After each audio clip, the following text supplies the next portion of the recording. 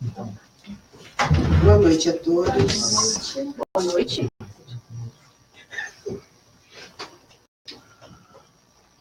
Boa noite a quem está nos vendo também pelo Facebook, né? Pela internet. Obrigada por estarem aqui hoje, apesar deste frio intenso, né? Hoje nós tivemos o 14º dia abaixo de zero. Que maravilha, né?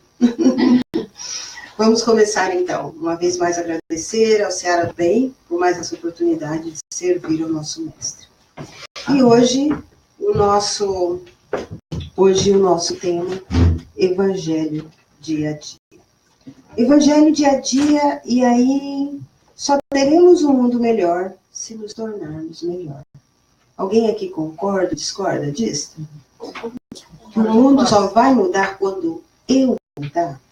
Porque, afinal de contas, o mundo é feito de cada um de nós, não é isso? Então, se a gente mudar, o mundo estará mudando também. O nosso estudo de hoje ele está baseado, como sempre, no Evangelho, né? O Evangelho é o nosso guia maior, por isso Evangelho dia a dia, porque eu acredito que uma forma de nos melhorarmos é termos como nosso guia o Evangelho de Jesus, né? A palavra de Jesus nos guiando, e ele deve estar sempre, né, à nossa cabeceira, porque ele é um guia que não tem resposta para todas as situações da vida, né? Qualquer situação que a gente precise de uma ajuda, de uma resposta, a gente encontra no Evangelho. Então, a gente deve viver nosso dia a dia, e essa é a nossa grande meta, não é? Aprendermos a praticar o Evangelho na sua integridade, como Jesus praticou, não é isso? Então, está baseado no Evangelho, e um outro livro também que nós usamos para esse estudo é o livro, não aparece bem aqui, mas é A Sublime Oração de Francisco de Assis, do Dr. Alírio de Cerqueira Filho, que nos auxilia muito, porque eu acho que a oração de Francisco de Assis, ela é um exemplo daquilo que a gente quer aprender a praticar, né? Francisco de Assis viveu integralmente aquela oração que ele deixou para nós. Então, vamos lá.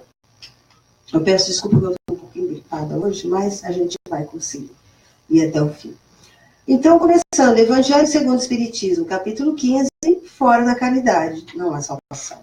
Isso é uma máxima, né, que nós espíritas usamos frequentemente, né, máxima do Espiritismo, fora da caridade, ou seja, do amor, não há salvação. Item 2. E eis que se levantou um certo doutor da lei, tentando e dizendo: Mestre, que farei para herdar a vida eterna? Jesus disse-lhe: que está escrito na lei? Como a lês?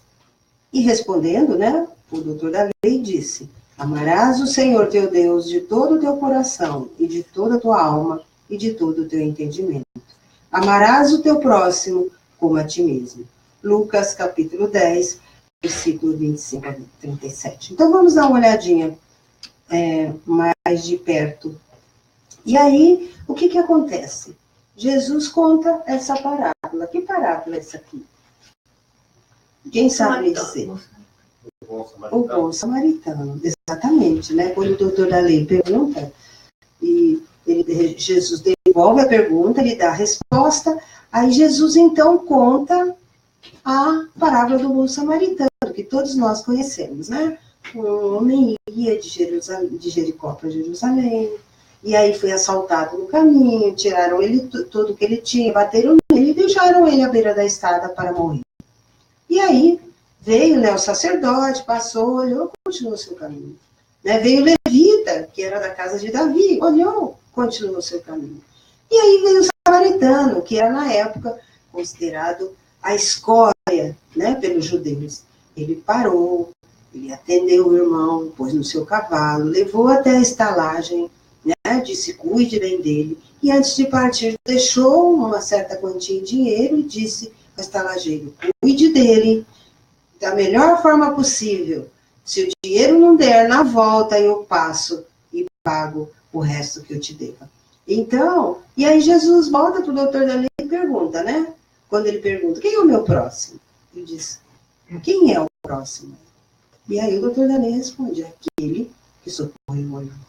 Né? Então, mais uma lição que Jesus nos deixa aí. Não importa, né, você sendo sacerdote, você sendo da elite, não importa o título que você tenha. O que importa é o que você carrega no seu coração, é o amor que você tenha pelo seu irmão. E aí a gente volta. Amarás o Senhor teu Deus de todo o teu coração. Ou seja, a quem pertence o amor maior que nós possamos sentir? Né? A Deus. E de toda a tua alma. De toda a tua alma, o que é? Da onde que vem a vontade?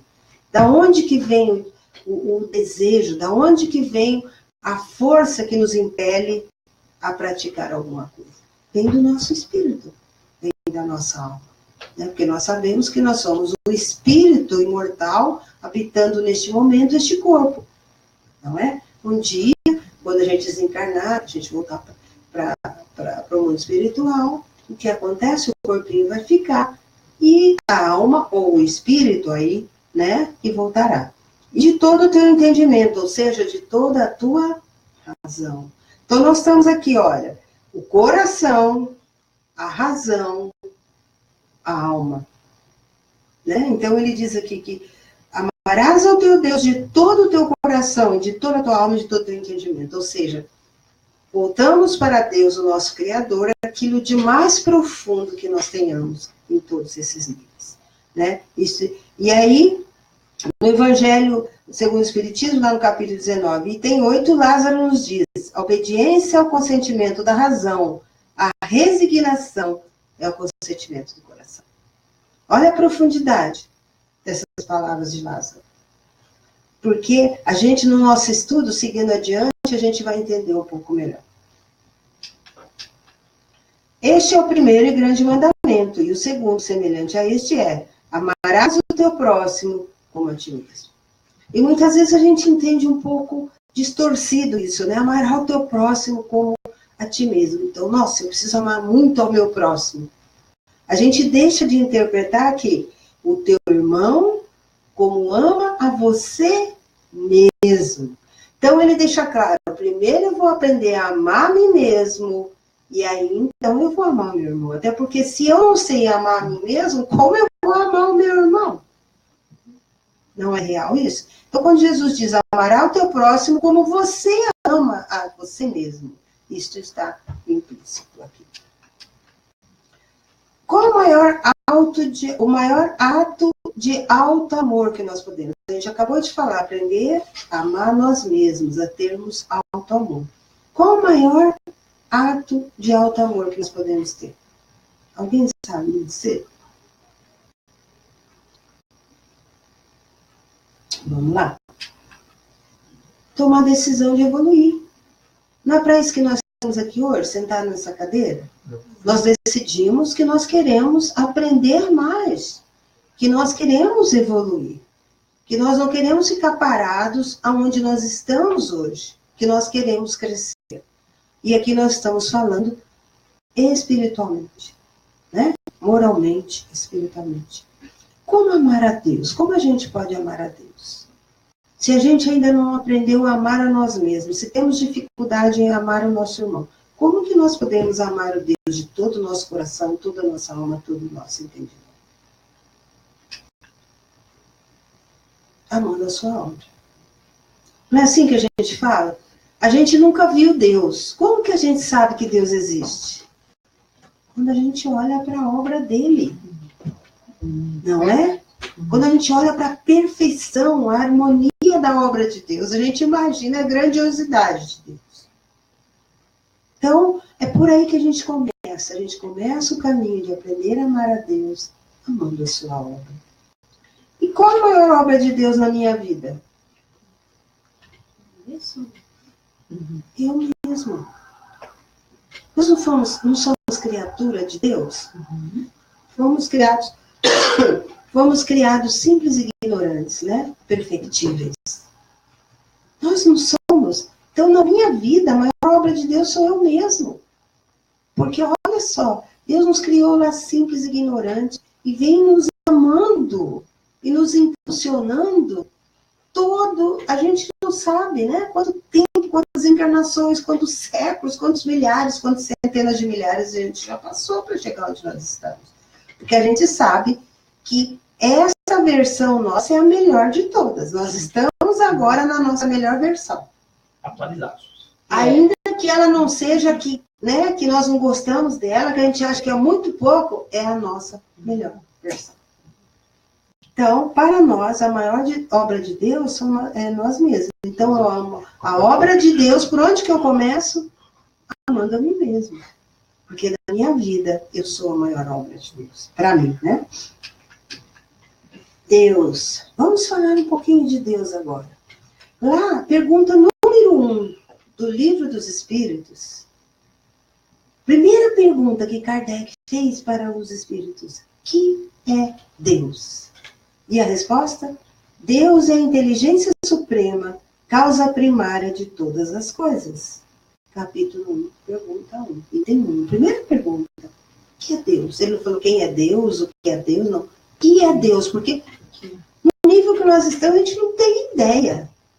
Né? O que é Deus? É a inteligência suprema, causa primária de todas as coisas. Continuando. Quais são os atributos divinos? Vamos lá olhar um pouquinho. Onisciente. Deus é onisciente. Ele sabe tudo. Não foi ele que criou o universo? Não foi ele que nos criou? Ele sabe tudo. Ele é o Criador. Ele sabe tudo de sua obra. Deus é onipotente. É todo o poder. Quem pode mais que Deus? Alguém conhece? Nada. Ninguém, né? Ele é o Criador de tudo. Então, ele pode tudo. E ele é onipresente. Ele está em toda parte. A gente não diz que ele cai uma folha de uma árvore sem que Deus saiba. Né? A gente vai estudar um pouquinho, a gente vai saber também como ele sabe de tudo. Aí Deus criou o quê? As leis divinas, né? Então nós vamos falar um pouquinho, a previdência divina. E lá na Gênesis, capítulo 13, item 15, está: mas o poder de Deus não se manifesta de maneira muito mais impotente pelo grandioso conjunto das obras da criação, pela sábia previdência que essa criação revela.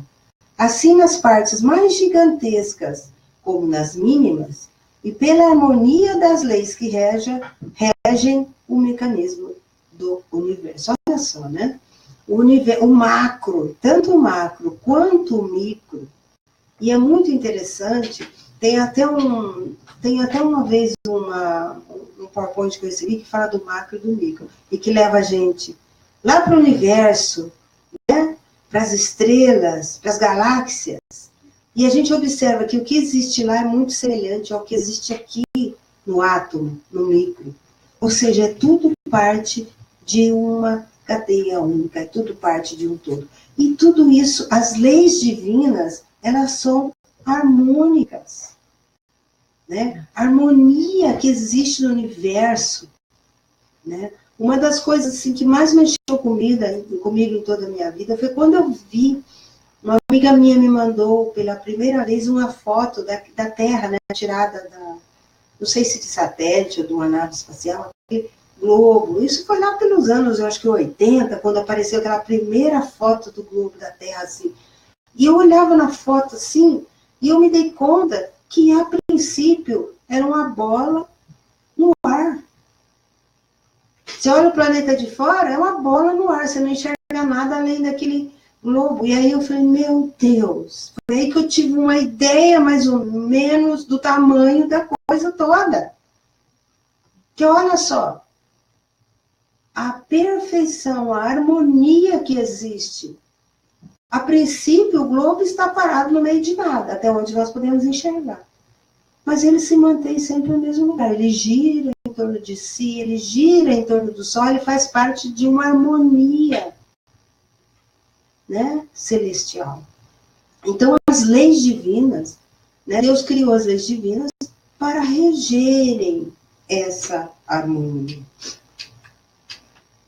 E aí vem as provas, que são a providência divina. A providência é a solicitude de Deus para com as criaturas, ou seja, a bondade de Deus, o amor de Deus para com as criaturas. A ação providencial se manifesta porque Deus está em toda parte, tudo vê, a tudo preside, mesmo as coisas mais insignificantes. Está na Gênesis, também capítulo 2, e tem 20, de 20 a 22, de 24 a 27 e 30. Quem quiser se aprofundar, é muito interessante esse estudo. Então, olha só, na solicitude, Deus criou as leis, né? E aí as leis regem, e aí nós temos as provas, né? Cada um de nós tem um sistema próprio, tem um desenvolvimento próprio. E aí a solicitude de Deus olha para cada um de nós como um indivíduo. Ele cuida de nós com o mesmo amor que ele cuida de cada uma das suas criaturas. E as leis divinas, através da previdência divina, através da providência divina, vai atendendo às nossas necessidades dentro do caminho que nós temos e criamos dentro do nosso aprendizado e da nossa evolução. Maior auto de amor. Decidir evoluir, como eu já falei. Como? Investigar, compreender, amar e praticar as leis divinas. Agora, me diga uma coisa. Eu só pratico o quê? A gente só pratica o quê? Aquilo que a gente ama. A gente só pratica... Tem alguém aqui que pratica alguma coisa que não gosta? A gente só pratica aquilo que a gente ama. E eu só amo o quê? Aquilo que eu compreendo. Como eu vou amar alguma coisa que eu não compreendo, que eu não entendo? Né? E eu só compreendo o quê? Aquilo que eu investigo, aquilo que eu estudo, aquilo que eu me aprofundo. Eu assisti estava tendo um seminário, um congresso, eu acho que foi nos Estados do Nordeste, acho que Paraíba, esse final de semana. Eu assisti uma palestra do Dr. Décio Iandoli. Eu não sei se alguém já assistiu a palestra dele. Ele é um médico, cientista do Mato Grosso do Sul. Assim, eu fico assim encantada. Eu, quando vejo palestra, por exemplo, eu amo o Sérgio Thyssen, eu amo o Dr. Décio, eu amo esses cientistas, que eles vêm com umas coisas assim, por exemplo, que a gente não tem muito conhecimento, né? E aí eles falam de coisas científicas, de livros científicos, de tratados científicos, e eu fico encantada. Muitas vezes eu não entendo direito, porque eu sou limitada ainda, eu não alcanço ainda a profundidade. Mas eu estava assistindo essa palestra dele, eu estava encantada com as coisas que ele estava falando. Né? Então, eu acho que quando a gente... Mas eu, dentro da minha pequenez, da minha limitação aqui, eu procuro investigar, por exemplo, para estar aqui hoje, eu tive que me aprofundar bastante nesse assunto, para poder falar para vocês. Sei tudo? Não, de jeito nenhum. Mas me aprofundei mais do que eu sabia até então, para poder dar conta de estar aqui falando com vocês. Né? Só através do estudo, da investigação, que a gente entende, não é? Não se diz, por exemplo, que o conhecimento liberta? Não é? Então, o conhecimento liberta. Quando eu conheço, eu hoje não acredito mais que o Deus do trovão, né, precisa ser alimentado através de um sacrifício para que não haja mais trovões. A gente não acredita mais nisso. Que a gente estudou, a gente se aprofundou, a gente adquiriu conhecimento e a gente aprendeu. Né? Então, seguindo, qual o maior ato de gratidão? E lá em cima tem uma coisinha aqui, ó, que diz, né, gratidão é quando a alma diz obrigado. Então, gratidão é quando a gente consegue chegar a dizer obrigada, né, Senhor? Obrigada, gratidão. Acolher a dádiva divina em minha vida. Cumprir os desígnios divinos em gratidão à dádiva. Cumprir as leis divinas em gratidão ao quê? A ter sido criada por Deus. A ter recebido a vida por Deus, né? Quanto mais gratidão, mais feliz me sinto e evoluo mais. Quanto mais evoluo, mais gratidão sinto e assim por diante. Olha que coisa linda. Eu sou grato, aí me sinto feliz, aí eu evoluo. Aí eu sou mais grato ainda, e assim por diante. Não é? No nosso crescimento, no nosso processo de aprendizado. Maior ato de amor ao próximo. Cumprir a lei de amor, justiça e caridade. Amar ao próximo. Livro dos Espíritos, questão 886. Qual o verdadeiro sentido da palavra caridade, como entendia Jesus? Benevolência para com todos, indulgência para as imperfeições dos outros, perdão das ofensas. Fazer o bem no limite de nossas forças. Não é isso que o Evangelho segundo o Espiritismo, não é isso que Kardec nos diz? Fazer o bem no limite de nossas forças. Benevolência para com todos, bondade para com todos. Indulgência, né? Perdão, perdoar o outro, porque eu cometo erros também. E quando eu cometo erros, eu espero que o outro entenda e me perdoe. Então, a minha atitude para com o outro é igualmente assim, né? Ter benevolência, né? Com a imperfeição, indulgência com a imperfeição do meu irmão. Porque nós estamos todos no mesmo barco, não estamos? Um pouquinho mais aqui, o outro mais pouquinho mais lá, mas a gente está na nossa aqui. Eu acho que nenhum de nós aqui somos missionários, então estamos todos na batalha aqui, né, para nos elevarmos moralmente e espiritualmente, não é isso?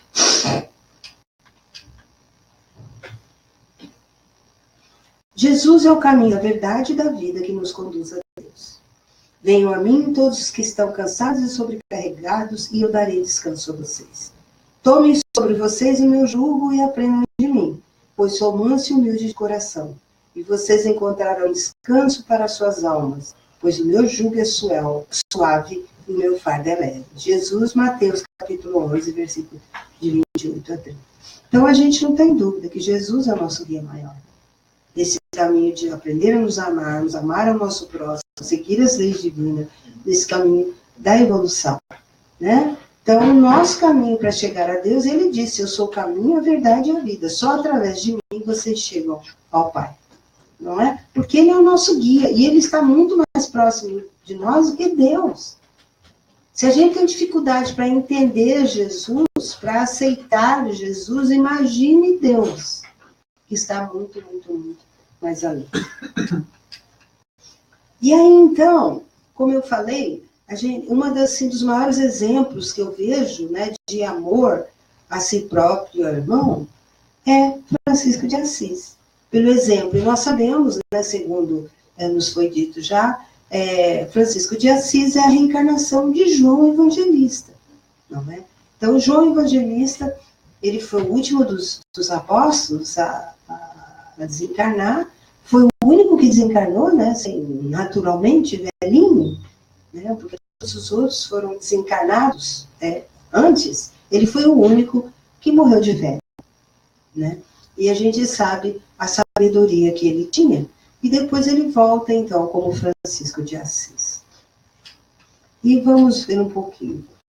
A oração de Francisco de Assis é um convite para trilharmos o caminho da aprendizagem, o caminho do aprendizado e autotransformação. Não é isso?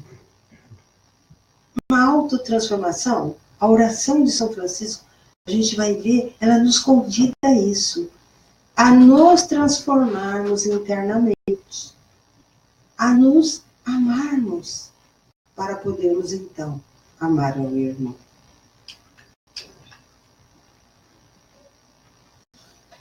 Ela nos auxilia em 3 níveis: pacificação, disponibilização e autonomia.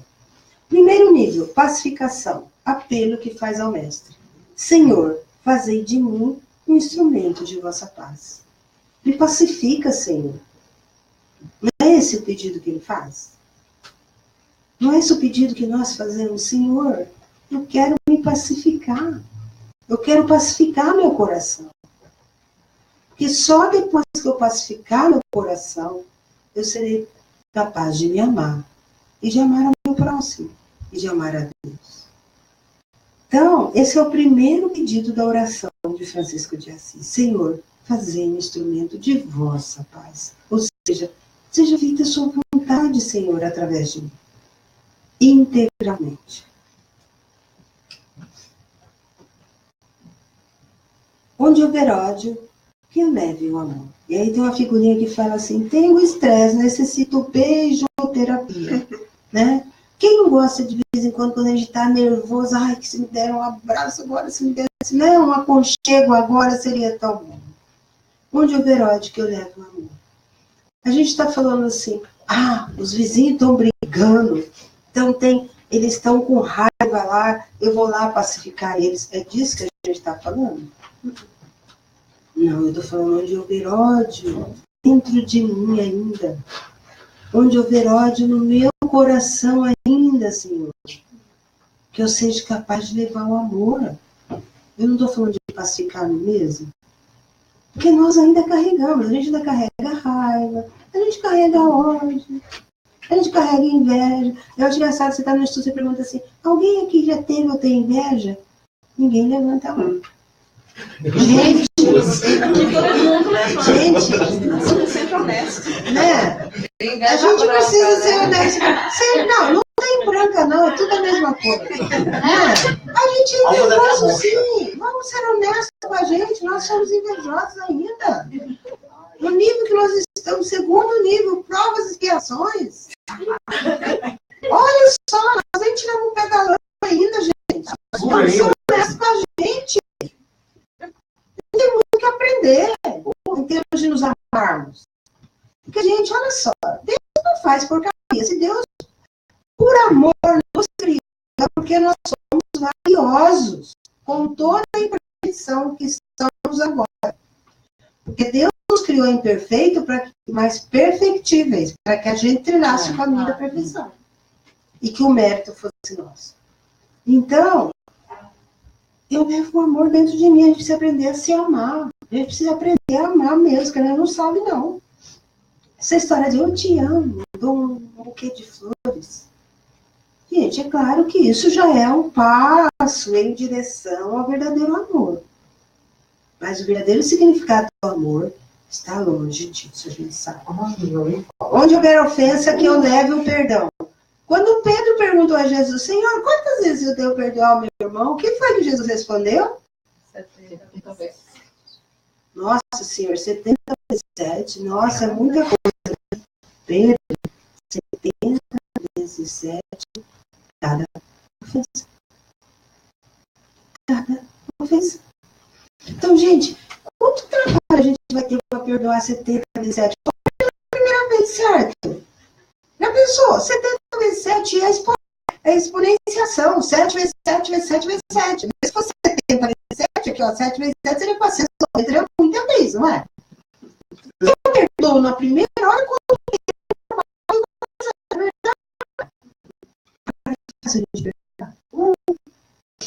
gente, perdão, não por mim, perdão é uma das virtudes mais difíceis de adquirir.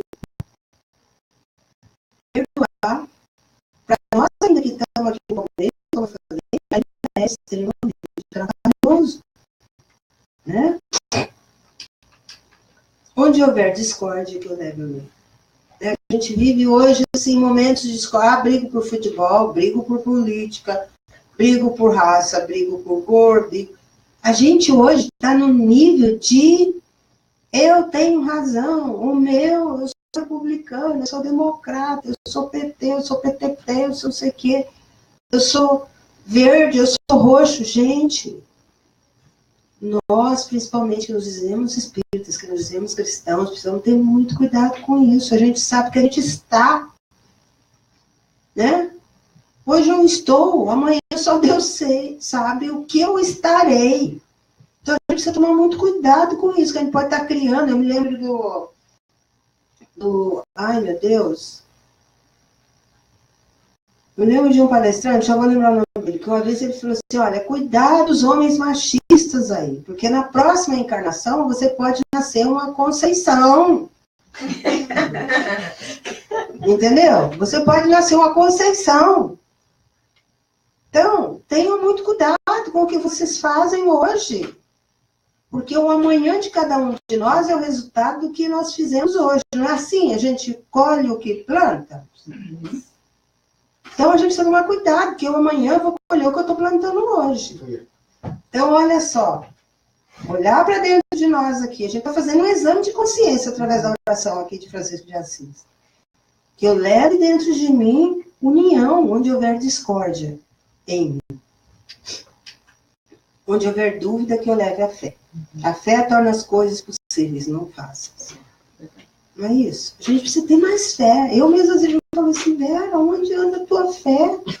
A gente acha que a gente tem fé demais. Aí quando chega a prova, o teste, a gente vê que a nossa fé é menor mesmo que a semente da, né? Da mostardinha lá. Porque a gente precisa ter fé. Gente, se Deus cuida dos lírios do campo, cuida dos pássaros, por que não cuidaria de nós? A gente precisa tomar cuidado, principalmente nós que vivemos aqui num país de consumo, de correr atrás do dinheiro, de eu ganho mais que você, eu quero, né? A gente precisa tomar muito cuidado. Todos sabem que eu faço parte da Fraternidade Sem Fronteiras. Eu, depois que estive na África, mais de uma vez, e vi lá seres humanos, mais idosos do que eu, vivendo com nada, a vida inteira, eu falei, Senhor, por que eu corro tanto? Por que eu preciso de tanto? Porque se Deus cuidou deles, vai cuidar de mim também. Se eles moram, quer dizer, dormem num ranchinho, que não podem ficar em pé dentro, de 1 metro quadrado, amontoado, por 10, 20, 30, 40, 50, 60, 70 anos, por que eu preciso de um quarto de não sei quantos metros quadrados? A gente precisa avaliar essas coisas. A gente precisa ter cuidado com a inversão de valores, o que é realmente essencial e o que não é. Então a gente precisa ter fé de que a gente vai ser cuidado por Deus, de que a gente é cuidado por Deus. E se entregar, como eu disse, à vontade dele, porque na realidade é a vontade dele que vai se fazer. Não importa o quanto distante a gente saia disso, a gente vai acabar voltando, porque o que impera sempre é a vontade dele, não é a nossa. Certo? Onde houver erro, que eu leve a verdade. A liberdade começa com a verdade, não é assim? A verdade nos libertará. Então vamos procurar ser honesto conosco mesmo. Porque às vezes a gente se auto-sapota muito, não é verdade? A Débora, que é psicóloga, a gente se auto-sapota muito. A gente se engana muito. A gente muitas vezes sabe que é erro, que está errado, mas a gente, vou virar de lado e vou continuar. Não é assim que a gente faz? Vamos buscar a verdade. Porque menos trabalho teremos. Quando a gente encara a gente, você sempre fala assim, a verdade dói. Às vezes dói mesmo. Mas eu acho que vai doer muito mais a gente continuar errando, porque um dia a gente vai ter que encarar a verdade. Quando a gente for encarar a verdade lá na frente, a gente já fez um caminho muito trabalhoso, que a gente teria evitado se encarasse a verdade agora. Boa colocação. Não é isso? A gente vai ter que encarar um dia, como eu digo, quem manda é Deus, não somos nós. Eu outro dia recebi um recado de um dos nossos mentores dizendo assim, porque eu nunca vim para ficar, né? Eu nunca vim para ficar, eu sempre vim para voltar no Brasil. E tu sempre querendo ir embora, principalmente no inverno. Nossa Senhora! Eu queria tanto não estar aqui agora. Aí, desculpe. Aí, eu recebi, assim, como não quer nada, um dos nossos mentores, de um grupo espírita que a gente fez parte no Brasil, final de ano me mandaram um recado, mandou falar para você que você está querendo ir embora, mas que você ainda não cumpriu o que você foi fazer aí. Então, não adianta você querer... Aí eu falei assim, a minha resposta foi, manda quem tem juízo, manda quem pode, obedece quem tem juízo. Por quê? Eu vou ter o trabalho de voltar para lá, para depois ter que voltar aqui para terminar o que eu já devia ter terminado? Não vale a pena, eu tenho que encarar a verdade. Eu quero estar lá, quero. Estou 5 dias sem sair de casa, que não dou conta do frio, mas estou aqui grudada, agarrada. Estou agarrada. Quando não falar, ok, pode ir, eu estou aqui. Entendeu? A gente precisa disso. É por nós. Não é por ninguém. Onde houver desespero, que eu leve a esperança. Né? Dentro de mim mesmo. Quais são as esperanças que eu tenho? Quais são meus desesperos? Né? Hoje se fala tanto em suicídio. Nossa, a quantidade de suicídio hoje é absurda. Principalmente entre jovens. O que leva um ser, né, a terminar com a vida? Eu acredito que deve ser o desespero ao extremo. É a falta de esperança. Porque se eu tenho fio de esperança, não existe razão para nem terminar. Do meu ponto de vista.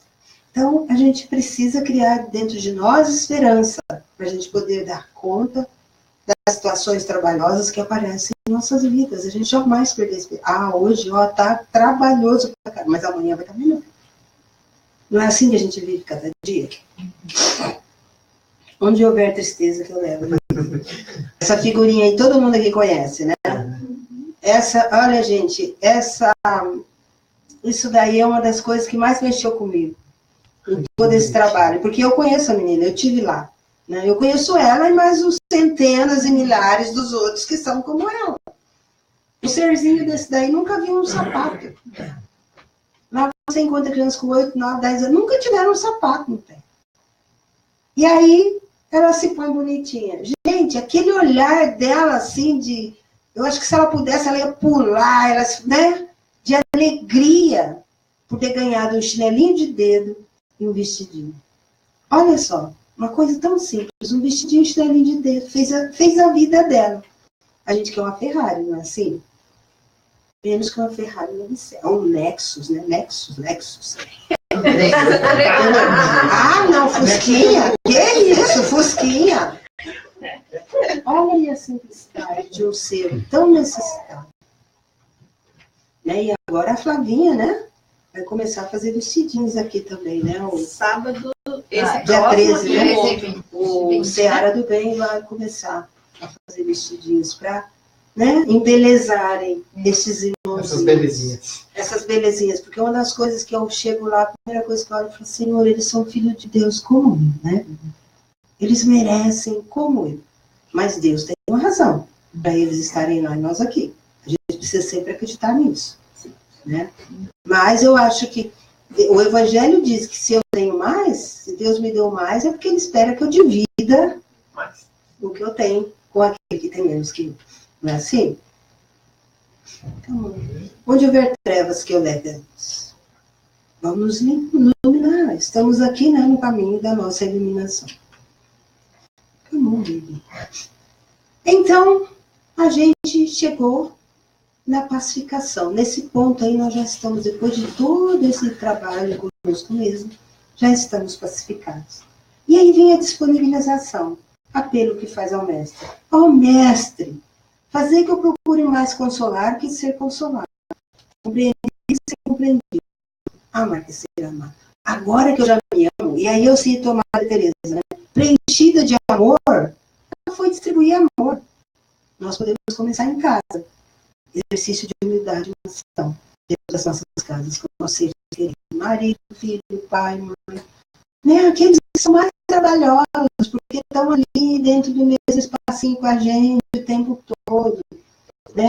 Aí tem um vizinho que está lá longe, um colega de trabalho, eu vejo ele 8 horas por dia. Ali não, é 24. E se veio ali juntinho com a gente, tem uma razão para isso, né? É aprendizado mútuo. Então, eu cito a Madre Teresa porque ela é um dos maiores exemplos de amor que a gente tem.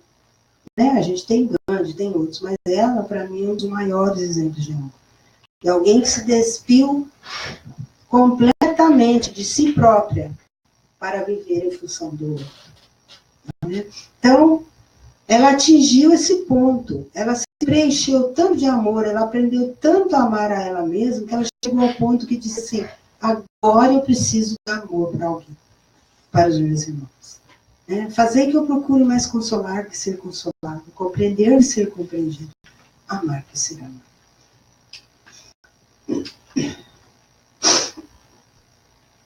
E aí vem o terceiro nível, que é a autonomia. É dando que se recebe, é perdoando que se é perdoado. Após a pacificação e disponibilização, vem a autonomia, pois é dando que se recebe, é perdoando que se é perdoado e é morrendo que se vive para a vida eterna.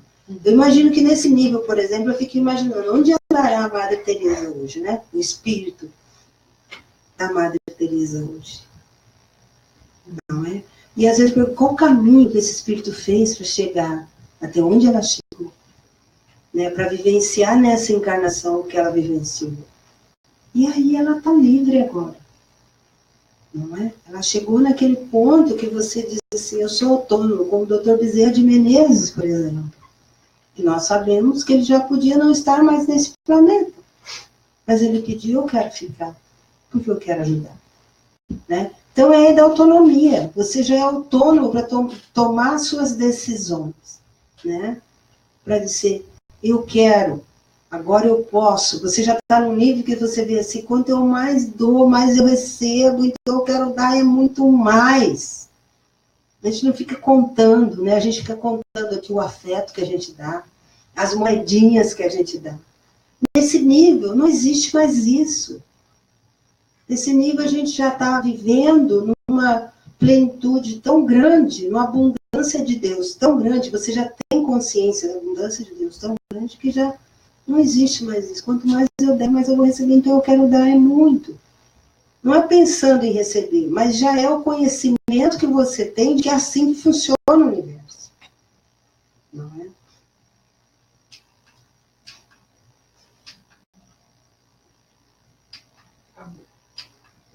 E aí, nós encerramos com a última ceia. Na última ceia, né, hoje na leitura foi falado, né, da última ceia. Na última ceia que Jesus fez com os apóstolos, ele já sabia, né, o que ia acontecer, ele sabia que era a hora da sua partida. Então, ele disse, um novo mandamento lhes dou, amem-se uns aos outros, como eu os amei. Vocês devem amar-se uns aos outros. Não, amem-se uns aos outros, como eu os amei, vocês devem amar-se uns aos outros. Se vocês se amarem uns aos outros, todos saberão que vocês são meus discípulos. João, capítulo 3, versículos 35, 34 e 35. Então, olha só, o legado que Jesus nos deixa, né? Um novo mandamento, porque a gente já falado, né? Amar a Deus sobre todas as coisas, eu amo como a você mesmo. Um novo mandamento lhes dou. Amem-se uns aos outros como eu os amei. Vocês devem amar-se uns aos outros. Então, a nossa meta principal é que a gente seja capaz de nos amarmos e amar o nosso irmão como Jesus nos amou. Né? E se vocês amarem uns aos outros, todos saberão que vocês são meus discípulos. Então, olha só, a gente que se diz cristão, que se diz espírita, o amor é a nossa máxima. Fora da caridade nossa, fora do amor não existe salvação. Não é? E o que é essa salvação? Fora do amor não existe evolução.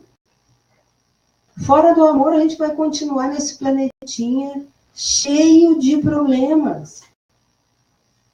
Olhe para o nosso planetinha hoje. Tem muita coisa boa acontecendo. Tem muita coisa boa. Eu acho que se a gente for olhar, deve ter mais bem do que mal acontecendo. Mas como o mal faz mais barulho, a gente acaba olhando mais para o mal. Não é? Então a gente vive momentos extremamente trabalhosos. A gente vive aí o perigo de acontecer uma guerra. A gente vive essas divisões, como eu falei, de todos os níveis. Nós hoje tem muita coisa nos levando mais para nos dividirmos do que para nos unirmos.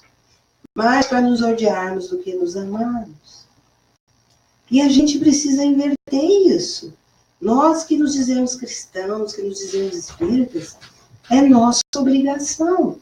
Porque os espíritos, a espiritualidade maior vive dizendo, a forma de nos auxiliar é o pensamento positivo, é a oração, é a fé, é a esperança, é acreditar que para tudo existe uma razão e que o mal é utilizado para o aprendizado do bem. Que a gente precisa da sombra para a gente valorizar a luz. Então nós precisamos, apesar... Eu, por exemplo, não vejo televisão, não quero ver televisão mais. É só coisa negativa. Uhum. E isso tudo fica na nossa cabeça, reverberando ali no nosso cérebro. Não, vamos olhar para as coisas boas que existem. Que nem eu falei da ONG que eu faço parte, né, das minhas viagens em África. Você chega lá, você chega nas aldeias de Moçambique, por exemplo, você não entende como pessoas tão pobres materialmente falando, te recebem cantando, dançando, alegres, felizes. Pessoas que são solidárias. Você dá uma bolacha para uma criança, ela vai dando, vai picando aquilo assim até virar farinha. Mas todos vão comer um pedacinho. Crianças com o prato no colo, enquanto o último não receber, eu não vou comer. Porque eles sabem o quanto a fome eles passam, então eles sabem que a dor que dói nele, dói no outro. Então, se eu ganhei, eu vou esperar para ver se ele ganhou. Se ele ganhou, então vamos comer juntos. Se ele não ganhou, eu vou lá e divido o meu com ele. Então, gente, é um aprendizado que nós aqui, onde nós estamos, onde nós vivemos, a gente não tem isso.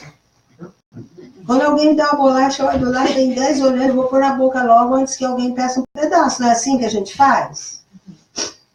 Só deixa eu pegar devagarzinho aqui, ó. A gente precisa aprender muito com isso. Sabe, a gente fica chocado quando a gente chega lá e se depara com as situações. Porque a gente está muito calcado na matéria. Então eu olho para eles e falo, acho que eles estão muito na minha frente, porque, né, espiritualmente, eles estão muito na minha frente. E a gente chega lá e acha que eles são atrasados. Será que no celular? Oi? Será que na celular se eles são mais evoluídos? Pois é. Quem sabe não foi para nos mostrar? Para não sermos exemplos, não ser exemplos para nós. Só Deus sabe a razão. Mas tem gente que acredita que, não, são atrasados. Eu acho que estão na nossa frente, porque espiritualmente estão mais avançados do que eu. Não sei de vocês, mas, né, nesse sentido. Então, e quando a gente vai em lugares piores, como Madagascar, que é pior que isso, lá a dor é tão grande, a miséria é tão grande, que eles já perderam essa coisa de alegria, eles já não têm mais isso que Moçambique tem, porque Moçambique já está um pouco mais avançado, né? Lá a dor é tão grande, a miséria é tão grande, que eles já não têm. Mas vem com aquela tristeza ali, olha para você, já abre o sorriso. Aí você, meu Deus, está sorrindo de quê? Não toma banho foi 2 meses. Ou mandioca crua. Batata crua, quando tem. Dorme um em cima do outro no chão batido. Tá sorrindo para mim por quê? E aí a gente chega à conclusão que eles têm imensa gratidão pela única coisa que eles têm, que é a vida. Porque todos eles são religiosos. Madagascar, por exemplo, todos são religiosos. Você fala para cantar uma música, música religiosa. Todos têm uma religião. São evangélicos, são muçulmanos, são católicos, todos têm uma religião. Então, a única coisa que eles têm é a eles mesmos. E por isso são extremamente gratos a Deus. Então, é isso que eu acho que eu preciso aprender. Sabe? Porque o nível de gratidão que eles têm, porque eu acredito que eu ainda condiciono um pouco. Eles não. Porque eu penso assim, aqui nem eu falei, o índice de suicídio alto aqui. Tem tudo, se suicida. Lá, passa fome, passa sede. E tá agarrado na vida. Olha que paradoxo, não é? Tá agarrado na vida. Vive dia a dia. Mas jamais abandona a dádiva que recebeu de Deus. E como eu disse no início, é o maior presente que Deus podia ter nos dado. A vida. Esse lugar, sim, deveria ser um ponto turístico. Hã? Esse lugar, sim, deveria ser um ponto turístico. Todo mundo lá, né? Desculpem. Eu acho que cada ser que vive desse lado devia ir lá um dia. Sim, Porque é transformador. É transformador. Por isso que eu digo, as pessoas, mas eu sou madrinha, eu dou o dinheiro. Né? O dinheiro que eu vou gastar para ir lá, eu mando, que ajuda. Eu falo, quando você doa o dinheiro, você está ajudando a eles. Quando você vai, você está ajudando a você. Porque eu não conheço ninguém que faça uma viagem dessa e que sai de lá como chegou. Não, tem que transformar. Não dá conta, não consegue. Quando eu fui a primeira vez, eu entrei em choque. Eu chorava. Aí o doutor Adriano falou assim, não chore. Eles não são dignos de pena, eles são dignos de respeito. E aí, realmente, eu entrei no processo de, é verdade. Eu não estou aqui para chorar. Exato. Eu não vim aqui para ensinar, eu vim aqui para aprender, eu não vim aqui para dar, eu vim aqui para receber. E é isso a primeira conclusão que você chega lá. Porque a gente chega lá com aquilo que nos sobra. Eu vou levar aquilo que me sobra. Aí eles dão daquilo que eles não têm. Como a doutora Amanda, lá de Minas. Gente, me perdoe, minha gripinha. Então, ela conta que a primeira vez que ela foi em Moçambique, ela já tinha um afilhado. E aí ela foi na aldeia conhecer a família. E chegou lá, era um casal com 11 filhos. E ela chegou e olhou, né, aquele ranchinho, assim, nossa, não tem nada para comer. Aí perguntou, o que vocês comeram hoje? Não comemos. O que vocês comeram ontem? Não comemos. Aí ela enfiou a mão na bolsa, pegou todo o dinheiro que ela tinha e doou para ela. Aí, ok. As crianças lá no terreno. E ela tem a foto disso. Ela mostrou no congresso ano passado. Aí, antes dela ir embora, aparece um dos meninos com a galinha na mão. E ela, gente, pelo amor de Deus, eu vou levar com galinha, a única galinha que eles têm, não estão me dando de presente. Quer dizer, a gente não entende isso. É o único que eles estão há 2 dias sem comer e não mataram a galinha, eles vão me dar galinha para me levar. E aí ela pegou a galinha, que é isso que a gente faz lá. Quando você recebe um presente, você leva e dá para o primeiro necessitado que você encontra. Porque se você recusar, é uma ofensa, é uma desonra, porque, né, eles estão dando aquilo que eles têm de mais precioso, em agradecimento a você. Qual de nós aqui faz isso, gente? Quando que nós recebemos uma visita lá em casa, se for dar a melhor coisa que tem na geladeira para ele comer? É um aprendizado. É uma vivência que nós não temos ainda. E isso acontece mesmo lá, assim, é normal. Entendeu? Por isso que eu digo, a fé deles é maior que a minha, porque eles não dão a única galinha que eles têm, mas eles sabem que amanhã Deus vai dar um jeito, daqui 1 dia, 2 dias, 3 dias, vai aparecer alguma coisa para eles. Eles viveram sempre assim. Né? Então, é um grande aprendizado. Né? Quem puder ir, vá, porque a gente volta outro ser humano. A gente não volta perfeito, não, dá muito trabalho, porque a gente tem que, ó, vamos trabalhar muito. Né? Oi? Você sentiu a culpa? Não, eu não senti culpa. Eu acho que você volta, assim, se sentindo na obrigação de ajudar mais ainda. Não, estou tentando me expressar bem. A culpa de, talvez, do que às vezes, da maneira que a gente vive aqui, da gente, não que a gente não dá valor, mas que a gente tem assim, nossa, eu tive demais, e para que será que eu tenho isso? Eu não preciso, talvez, de tudo isso. Mas é uma reflexão. É uma reflexão. Eu acho que a culpa, eu sei. A culpa não ajuda, ela atrapalha. Eu sempre digo que a culpa é uma bola de ferro puxando a gente para baixo. Né? Obviamente, quando você chega lá, você... Nossa, eu estou vivendo de uma forma, arrependimento, digamos assim. Talvez não seja culpa a palavra certa. Exato. Gente, eu estou vivendo de uma forma... Não é por aí. Você começa a refletir sobre Deus, sobre tudo, você começa a refletir. E aí você volta às suas ações. Porque, como eu disse, Jesus nunca condenou a abundância. Ele sempre diz que aquele que recebeu mais, existe uma razão para ele receber mais. Que é auxiliar aquele que tem menos. Dividir com aquele que tem menos. Eu hoje, por exemplo, eu cheguei à conclusão que eu posso viver com muito menos do que eu acreditei que eu podia. Que eu tô falando. Entendeu? É isso. Então, é isso que eu estou falando. Então, se eu posso viver com muito menos do que eu podia, então eu posso ajudar mais. Então você sentiu. O irmão necessitado. Porque é isso que Deus espera de mim. Entendeu? Deus não quer que eu tenha menos. Não, de jeito nenhum. Tanto que ele me deu o que eu tenho. Sim. Né? Mas ele espera que eu divida com aquele que tem menos.